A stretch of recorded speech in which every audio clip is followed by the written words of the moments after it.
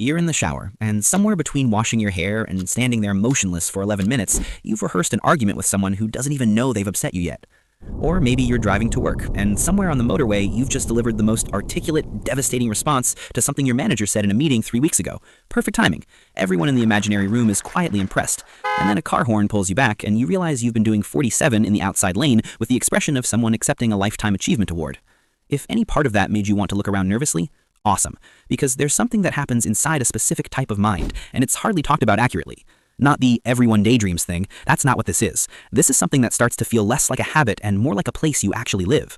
And the reason it doesn't get talked about properly is because the people who experience it are usually the last ones to think anything is wrong, because from the inside it feels less like a problem and more like relief. So what's actually happening neurologically when you do this?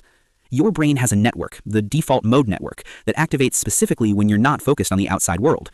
When you stop paying attention to what's in front of you, this network lights up and it starts generating you, your memories, fears, and fantasies, your rehearsed conversations, your imagined futures. It's doing what it was designed to do. But in some people, that network doesn't only activate occasionally, it becomes the preferred setting.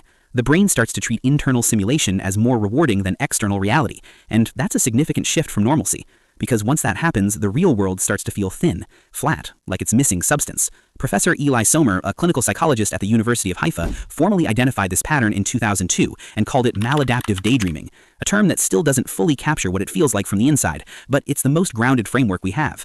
So what did he find? Well, it's that maladaptive daydreaming isn't just a distraction. People were spending hours, sometimes the majority of their waking day, inside narratives they had built entirely in their own minds. Detailed worlds, recurring characters, plots that evolved over months and years. And almost all of them had one thing in common. The fantasy world gave them something the real world hadn't. Not escapism in the lazy, dismissive way people use that word, like you're avoiding responsibility. It's more that the imagined scenarios tend to give people control, emotional resolution, or a version of connection that felt safe in a way real relationships hadn't. You can pause a fake conversation, you can rewind it, you can make the other person finally understand in a way that the actual human in your life never quite did. That sounds like quite the adaptation, doesn't it? The problem, and there is one eventually, the brain starts to learn that emotional needs can be met internally, and when that learning becomes strong enough, stepping back into the friction of real life starts to feel genuinely worse than staying in. Real people are unpredictable. Real life conversations don't go the way you scripted them. Intimacy is terrifying and slow, and involves a lot of sitting with uncertainty. The daydream never disappoints you that way. So you keep going back, and people don't expect it. It's not about being creative. Some of the most imaginative people in the world don't actually do this, and some people who've never written a word of fiction in their lives do it compulsively, every single day. It's not based on intelligence either. The research suggests higher absorption, which is the personality trait linked to deep immersive focus, is a factor. This means the people most prone to this are often the same people who get completely lost in music, or can't watch a film without feeling genuinely wrecked afterward. They feel everything more intensely, so they built a room where they could feel things on their own terms. And then there's the most damaging part, the shame spiral. When you're doing this, when you're 30 minutes deep into a scenario where you're finally saying the thing you never got to say at age 14, you know on some level that time is passing. You know somewhere in the back of your mind that the world kept moving while you were gone. And resurfacing carries this weird emotional aftertaste, hard to name but easy to feel. And before you've even consciously decided anything, you're already halfway back in. So the cycle compounds. The shame feeds the need deepens the habit, and the habit starts to take up more and more of the space where your actual life is supposed to be happening. But that doesn't mean this is inherently a flaw, not even a little bit. The people who develop this pattern are, statistically, people who, at some point, needed an exit door that the real world wasn't providing. Maybe their home wasn't safe, or they were chronically lonely in environments that were supposed to feel welcoming. Perhaps they were just a little too sensitive for the particular world they landed in, and this was the most creative, yet least destructive way their nervous system found to cope. So the daydream wasn't the problem itself, but the solution to it.